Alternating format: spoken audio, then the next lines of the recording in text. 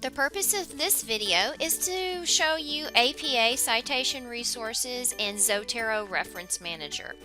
From your SOE Foundations Research Guide, scroll down the page till you reach APA Style. So there are lots of resources here available to you on APA Style. The first of which is the APA Style Citation Guide that GGC has.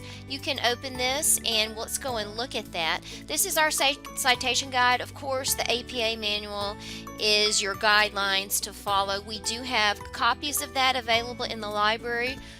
These are reference copies, so you cannot check them out, but they're available for you to come in and use in the library.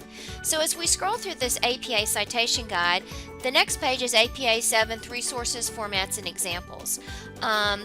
This is quick links to the apastyle.org guide blog. It's amazing. This is a document, quick reference examples by APA 7th. So this particular document published by APA will go in and show you how to cite basically any type of source that you need. It's just a really good reference document to go in and look at some examples.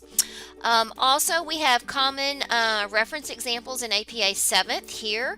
This is a great place to go to get information. So you can scroll through here and look at the different reference examples. They have it broken down by type of work. So periodicals and journals are here, books and reference work, edited chapters in reference works, reports and gray literature, conferences, presentations, dissertations, thesis, all sorts of different things, data and assessments, audio visual works, online media, and so forth. So it gives us guidance on how to cite each and every one of these things.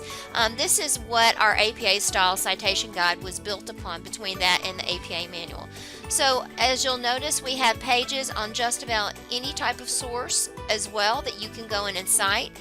For instance, if we were citing a journal article, we could click on the journal page. This tells you about the citation parts for journal articles. It gives you the basic format and it gives you examples. As you scroll down the page, there are different types of journal article entries. This one has an E article number, so it's a little bit different in how you would cite this, and this is a journal and press. So anyhow, it gives you all the basic information. We even have a page on Chat GPT, and that just links to the apastyle.org guide, because this is going to be constantly changing on how to cite this and so forth. If you happen to be citing films in YouTube, we can go to this page. Again, this tells you how to set up the general format for films and movies, YouTube videos, and PowerPoint slides. So you can just scroll through here and get some information.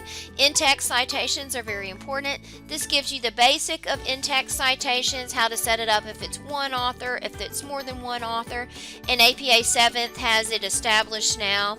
If a work has numerous authors, and how to do that. So you can go in and view the guidance on how to do that. If you are using a direct quote, which we recommend you use sparingly, you can go in and look at this information on how to use direct quotes. And it just gives you the narrative in-text format on how to do that, and the information that you would include in there. If you happen to be doing quoting a large quote, that would be block text. So you'll notice any large quote that you put in here will be indented, and that is how you go in and cite a block quotation. So anyhow, this is just information for you. As you scroll down the page, we have more information. Reference page format, if you're using an abstract and keywords, some papers require this. If you're working on an annotated bibliography, as you scroll down the paper, there's more information. How to use abbreviations, bias-free language, capitalizations, DOIs, and URLs. This is very important in APA 7th.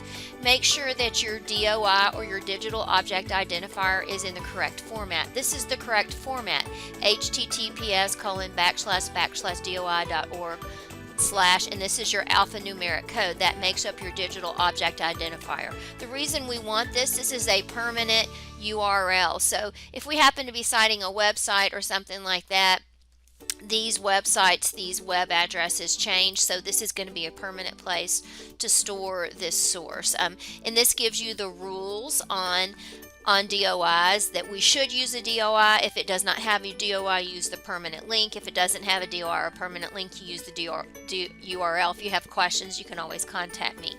As you scroll down the page, there's just more and more information. Anytime there's a question submitted, we try to add it to the guide. There are tutorials here.